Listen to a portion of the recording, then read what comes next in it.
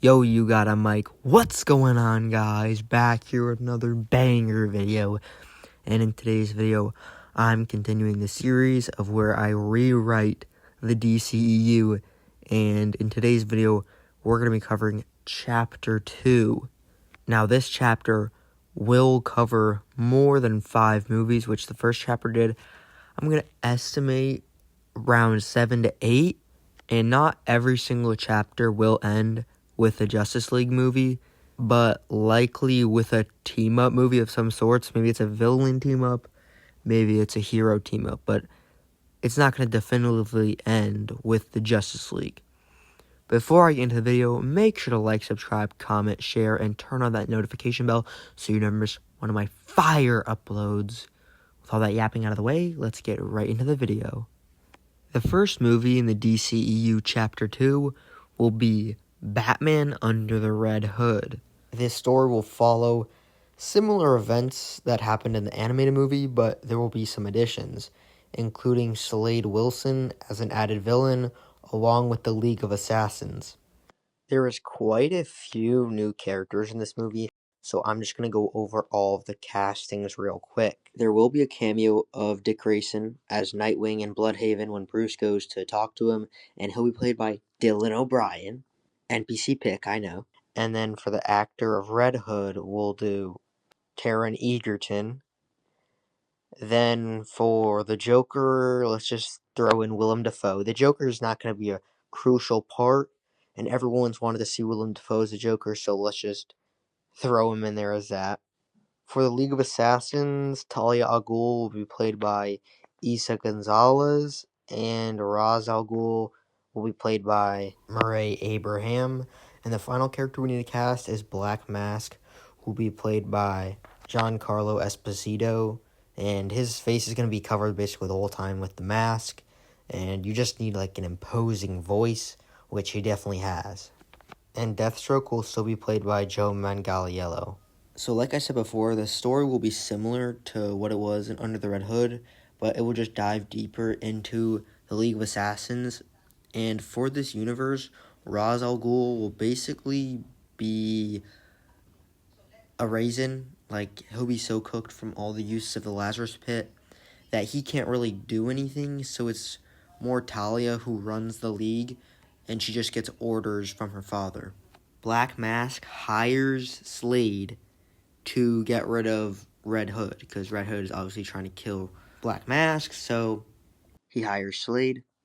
And the finale of the movie is the same, where Jason is holding a gun to Joker's head and Batman's begging him to stop. And Jason's about to pull the trigger, but instead of what happened in the animated movie, where a bomb that Joker planted got set off, it's Slade who comes in and kind of saves the Joker, but he was just trying to kill Jason, so that makes Jason miss.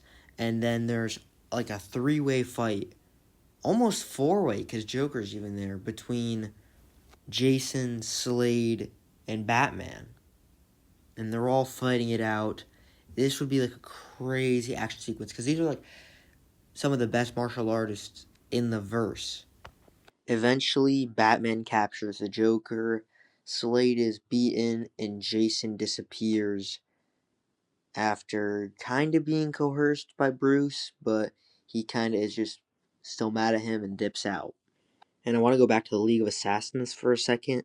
So Talia al Ghul obviously had a past with Bruce, and it's revealed in one of the post-credit scenes that she's had a kid. He's about 5, and his name is Damian. So that kind of sets up Damian Wayne in the DCEU. And then there'll also be another post-credit scene where Deathstroke is now in jail, and he's talking to another villain. It's not specified who, but he's talking to another villain, and he says something about putting together a legion. Now, I know this is basically what happened at the end of Justice League, but yeah, this is like another thing just setting up a future villainous team. That was probably the longest movie explanation I'm going to do in this video, but I just need to do that because I don't know why the DCEU did not do a Batman movie. I don't know. So yeah, next movie, Aquaman. We can basically keep that the same. I don't see any real problems with it. But I said in the last video, I recasted Jason Momoa as Lucas Till. So just replace all of that, okay? Then we get a Flash movie, and this will not be a Flashpoint movie. It'll just be a normal Flash movie. The villains will be the Rogues, including Captain Cold, Heatwave, Mirror Master, Trickster, and Slipknot. Obviously, it won't be an origin story since Barry already has his powers, so the story is going to more so focus on his relationship with Iris West, and would also focus lightly on Wally West, who's Iris's nephew, played by Dallas Dupree Young. And I can't really think of anything else. This movie's going to be kind of bland, but there's nothing really else to put in its place. Like, I think they just needed a normal Flash movie before they went into the whole Flashpoint. And by the end of the movie, obviously, Barry and Iris will get together, and Barry will, like, kind of hire Wally for an internship at Star Labs. And then in the post-credit scene, we see Reverse Flash reveals himself, played by Anthony Starr. Yeah, I didn't cast any of the Rogues because I was just too lazy. Cast whoever you want. Do the CW castings. I don't really care. Next, we got Shazam, The Return of Black Adam. So this movie will be very similar to the animated movie. Obviously much more elongated because the animated movie is only about 30 minutes. Go into more depth about, the Shazam lore itself. Give more background on Billy before he becomes Shazam. Have Superman and Shazam's fight more one-sided, where Black Adam ends up defeating Superman, and then Shazam has to come in and save him. And I'm thinking Black Adam appears at the midway point through the movie, and then he fights Superman. Billy gets his powers, has to come in and save Superman. Billy 1v1s Black Adam for a while. Superman recharges his powers, and then Shazam and Superman just jump Black Adam and quote-unquote banish him not to return for thousands of years. And I'm going to let The Rock stay as Black Adam. I don't think it's a great casting, but The Rock is mad popular, so I'll let him stay. And we can keep the same casting for Shazam.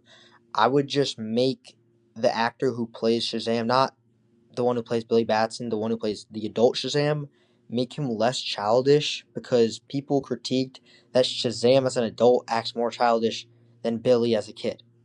So just make him less childish. Next, we got Wonder Woman 1984, and this movie can low-key stay the same. There's a few things that would change, but nothing that would, actually disrupt it. First off, her love interest, Steve, in this movie, he doesn't come back to life. He just possesses someone else's body, and I don't know why they did that. If you have a magical stone that can grant wishes, just make him literally come back to life. So instead of possessing someone, he literally just returns to life. Secondly, do not give Wonder Woman that golden armor. I think it looked mad goofy. I don't know what it was. Third of all, give Wonder Woman the invisible jet. I would say that's her top 3 most iconic things. So yeah, give her the invisible jet, take away her armor, and make her boyfriend not possess some random guy. And then boom. That's good. Next up, we got the Suicide Squad. Not Suicide Squad, the Suicide Squad. And you can completely keep this movie, and we can say it gets released in the same year, 2021. Now, the final movie of Chapter 2 would be Lanterns. This movie is basically Green Lantern 2, and it involves Jon Stewart being alerted of a cosmic disturbance, and he figures out that there's multiple Lantern Corps, and one Corps, the Black Corps, was supposedly dead. All of the members were dead, but now they're rising again, and the Black Lantern is the emotion of death. So, obviously, with them rising, there's going to be a lot of death. So, John must travel the universe and gather all of the other Lantern Corps to try and stop the threat. But eventually, he can't really gather any because none of them want to fight this new threat. Some of them are just scared. Some of them find the Green Lanterns as their enemies, so why would they help them? The only corps that decide to help Green Lanterns are the Blue and Sapphire, and they're basically cooked. They know that them three corps alone are not going to be able to do anything. It's the Black Corps until the White Corps emerges, which nobody even knew the White Corps existed. I know this writing is absolutely horrible, but I just needed a movie to involve all of the Lantern Corps. So the White Corps is like, we'll help y'all, but we can't because there's not someone who can hold the power of the White Lantern. And that is when the Guardians of Oa resurrect Hal Jordan. Well, not resurrect, they just bring him back from the dead zone, and Hal ends up getting a White Lantern ring. And now, together, Hal Jordan, the Green Lanterns, Blue Lanterns, Sapphire Lanterns end up cooking the Black Lantern Corps. And after that, all the other Lantern Corps around the universe that didn't help them are kind of like, maybe we should work together more often. But Sinister's like, nah. Like, everyone else is really thinking about it. But Sinister's just like, well, hell no. Ha, I'm trolling y'all. There's one more movie left, and it will be Justice League versus the Legion of Doom. Now, this movie will be an insane blockbuster. Like, this will be a really expensive movie. I don't even know if it's possible. So, the new Justice League with some new recruits would be Superman, Batman, Wonder Woman, The Flash, Aquaman, John Stewart's Green Lantern, Hal Jordan's Green Lantern, because obviously he wouldn't keep the White Lantern, and then the new recruit would be Shazam. At Shazam and Hal's orientation, there was an attack by a villainous group consisting of Lex Luthor, Slade Wilson, Cheetah, Reverse Flash, Black Manta, Black Adam, Sinestro, Harley Quinn, and the Joker. So this would be just like an insane movie. Just think about all these characters you got fighting each other. That's just what the movie is. I'm not even going to make a plot. You can just imagine how crazy this movie would be. And obviously, the movie would end with the Justice League winning, but it would probably be like a 4 to 5 hour movie just to get everything in. Like, this would be a peak movie. Like, y'all don't understand. I can't even think about the first plot point to make, but this would be a peak movie. Just imagine, alright? So that's going to wrap it up for this video. We finished Chapter 2 with a staggering 8 movies. Yeah. Obviously, this is where I think the writing might have fell off a little bit. In the Lanterns and Justice League vs. Legion of Doom, I kind of just had a vision, and absolutely no thought went into that, but I just thought the concept was cool. But yeah, let me know down in the comments what y'all thought about this. I don't really know if I'm even going to make a Chapter 3, because I feel like once you have a whole movie where it's just like the main villains all team up to fight the main heroes, like, that's basically the pinnacle, right? I don't know. If I'm up to it, I'll make a Chapter 3. I don't even know where I can go from here. It would have to be some crazy Justice League Unlimited stuff. But yeah, let me know in the comments how I did. Make sure to like, subscribe, comment, share. Turn on that notification bell so you never miss one of my banger videos. And I will see y'all in the next one.